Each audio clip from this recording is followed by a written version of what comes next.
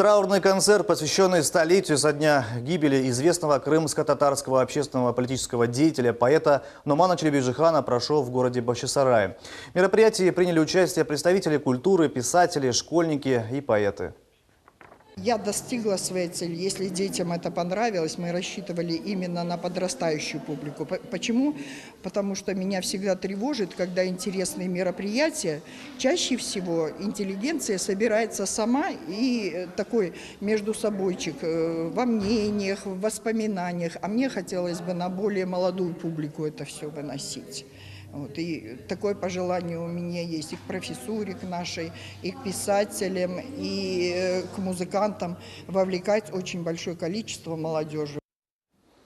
А вот особым украшением концерта стало выступление ансамбля «Эдебият», который исполнил гимн крымско-татарского народа «Антет Кермен», а также народные и патриотические стихотворения Нумана Челебиджихана.